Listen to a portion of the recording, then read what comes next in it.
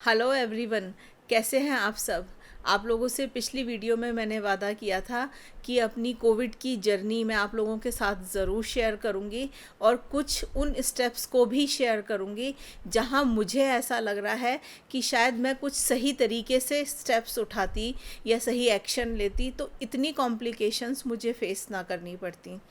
तो बिल्कुल शुरुआत से मैं आपको बताना चाहूँगी कि 23rd की सुबह जब मेरे हस्बैंड ने मुझे बताया कि मैं थोड़ा फीवरिश फील कर रहा हूँ और हमने जब चेक किया फ़ीवर तो उनको 100 फ़ीवर था। और इससे पहले ही 2-3 दिन पहले ही हम अपनी डोमेस्टिक हेल्प को हटा चुके थे एज ए प्रिकॉशनरी, क्योंकि कोविड के केसेस बहुत ज़्यादा देखने को मिल रहे थे। ऐसे में जब मुझे पता चला कि हस्बैंड को फ़ीवर हो गया है तो हमने फ़ौरन ही उन्हें आइसोलेट कर दिया। और मेरे अंदर एक पैनिक वाला सीन, एक घबराहट बहुत ज़्यादा आ गई, जिसकी वजह से क्या मेरे ऊपर इफ़ेक्ट आया कि मैं जो घर के कामों में जो हमारे हाउस होल्ड वर्क हैं जिनको मुझे मिनिमाइज़ कर देना था और उस समय सिर्फ हेल्थ पे ध्यान देना था, हस्बैंड की हेल्थ पे, अपने और अपने फैमिली मेम्बर्स की, मैं उसके बीच में एक सिंक्रोनाइजेशन बैठाने में लग गई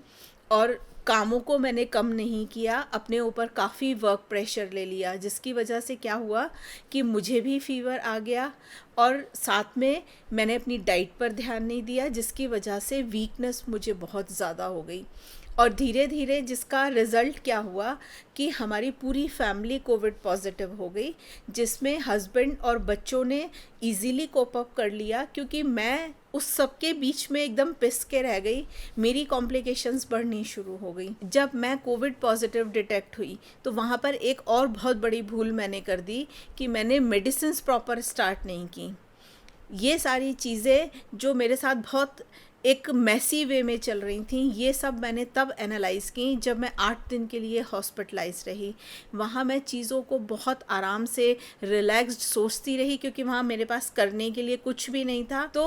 अब उन 4 स्टेप्स को जो कि मैं एनालाइज कर पाई कि अगर मैंने इन पर काम किया होता प्रॉपर तो शायद इतनी कॉम्प्लिकेशंस मुझे फेस नहीं करनी पड़ती। तो सबसे पहली चीज़ ये थी कि जब फैमिली में कोविड आ गया था, फ़ीवर आ गया था, तो फ़ौरन मुझे कोप अप करना था, घबराने से ज़्यादा इस बात पर ध्यान देना था कि कैसे उनको प्रॉपर आइसोलेट कराना है और कैसे हमें अब आगे सिस्टम को बढ़ाना है। दूसरी चीज़ थी कि फ़ौरन हमें अपने वर्क प्रेशर को बांट लेना था या उसको मिनिमाइज़ कर देना था। उस समय हेल्थ हमारी प्रायोरिटी पे आ रही थी, वहाँ पर भी मैंने सारी चीज़ों को प्रॉपर ऑर्गेनाइज नहीं किया। और तीसरी चीज़ थी कि मुझे अपनी डाइट पर, अपनी इम्यूनिटी पर बहुत ज़्यादा वर्क करने की ज़रूरत थी, जहाँ मैंने सबसे ज़्यादा अपने को नेग्लेक्ट किया और मैं और लोगों के डाइट और सब चीज़ों के पीछे लग गई। और जो फाइनली चौथी चीज़ थी, जब मैं कोविड पॉजिटिव डिटेक्ट हुई तो मुझे अपनी मेडिसिन पर ध्यान देना चाहिए था।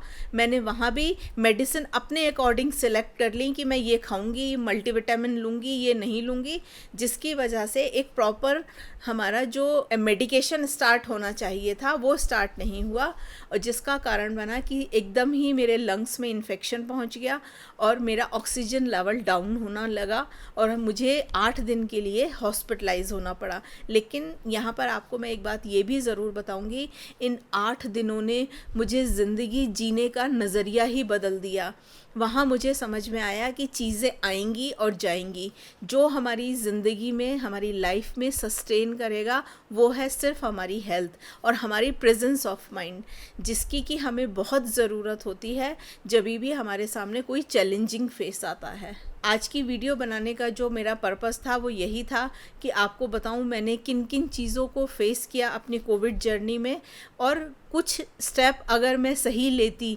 या कुछ डिसीजन मेरे इससे डिफरेंट होते तो शायद बहुत कम कॉम्प्लिकेशंस मेरी इस जर्नी में होती। तो यही सब बातें आज मैं आपके साथ करने वाली थी। आगे आने वाली वीडियोस में नए तरीके से पूरी हर एक स्टेप को आपके साथ डिस्कस करूँगी। तब तक के लिए आप सभी का बहुत बहुत धन्यवाद।